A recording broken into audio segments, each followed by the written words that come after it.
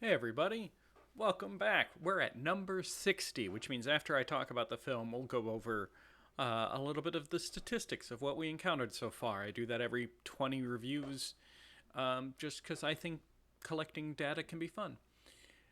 This film is Autumn Sonata, directed by Ingmar Bergman from Sweden in 1978. So we've covered in the past. I have a lot of feelings about movies that focus on characters over plot. Uh, that is a personal preference. I love a strong plot, and I want good characters in that plot. Character studies by themselves without a plot don't interest me as much, and this is lighter on plot. This movie is essentially Ingrid Bergman, who is not related to Ingmar Bergman, working with Ingmar Bergman for the first time. She plays a mother who was distant and not great at being a mother to her children, who are now adults. And most of the movie is her older daughter confronting her when she's visiting her home about about her childhood, about all the ways that her mother failed. And it's two women. There are a couple of other actors, but not many. It's two women being just strongly emotional towards each other as they pick apart their relationship and what went wrong and everything. The performances are phenomenal, right? These are two actresses just operating at the peak of their ability. It is very good in that respect. Not a lot of story here, though, is my warning. But as far as non narrative focused movies go, this is a very good one.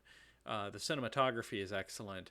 The acting is top notch. The writing is very good. Do I recommend it? Based on my description, that's up to you. If you're like me and you're heavy into story, maybe not this one.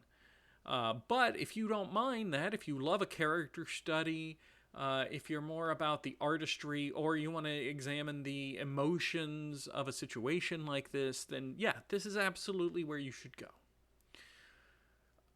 Now, this is our 60th movie, so we're going to review some statistics. Uh, Countries of origin, by far the most we've had so far is from the United States at 16. The runner up is the United Kingdom at 14. Then it's Japan with 9, France with 7, Italy with 5, and then it's a bunch of onesie twosies. So, English films being strongly represented. Uh, what era these films come from? We actually have a tie. We have 12 from the 50s, 12 from the 60s, and 11 from the 80s. We have one from the 20s, 5 from the 30s and 40s, and 6 from the 90s, and 8 from the 70s. I know, I just jumped all over the place. But the important thing is we are clearly peaking in the 50s to 60s, although the 80s is making a good show.